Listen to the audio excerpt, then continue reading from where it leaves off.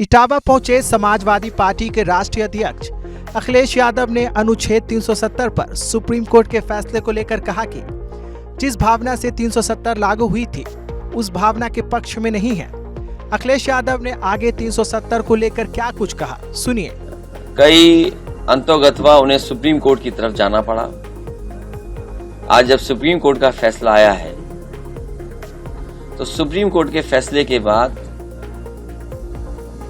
कोई अब नई बात नहीं कही जा सकती है। सुप्रीम कोर्ट का फैसला जो आया उससे पूरे के पूरे लोग अपना तर्क दे सकते हैं, लेकिन सहमत हैं। सुप्रीम कोर्ट के फैसले के बाद कोई बात बनती नहीं है। लेकिन कुछ लोग हैं या कुछ साथी हैं जो अभी भी ये सोचते होंगे कि उनकी जो जिस भावना से 370 लागू हुई थी उस भावना के पक्ष में निर्णय नहीं है। लेकिन सुप्रीम कोर्ट का फैसला अब आ गया है, सभी उसको मानेंगे। वहीं अखिलेश यादव ने केंद्र सरकार को सीमा सुरक्षा के मुद्दे को लेकर आड़े हाथ लिया।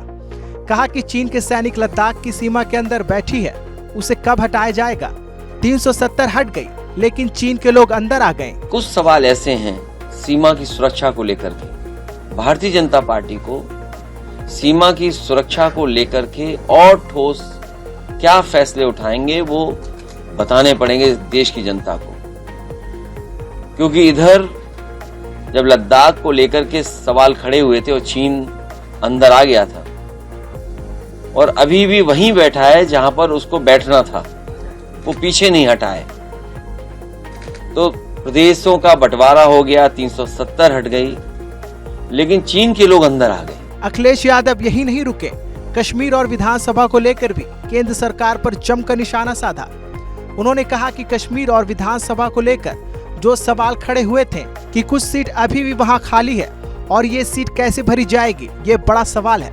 कश्मीर और विधानसभा का डिलिमिटेशन को लेकर के जो सवाल खड़े हुए थे कि कुछ सीटें अभी भी खाली हैं वहां, समाजवादी पार्टी ने उस समय पूछा था कि जो सीटें खाली हैं वो कब भरी जाएंगी, क्योंकि पीओके आपका हिस्सा नहीं है, लेकिन आप उसको स्वीकार भी नहीं करते हैं, तो वो सीटें आज भी खाली हैं। क्या भारतीय जनता पार्टी आने वाले समय में उन विधानसभा की सीटों को भरने के लिए कोई फैसला लेगी और आखिरकार कैसे वो भरी जाएंगी, ये बड़ा सवाल है।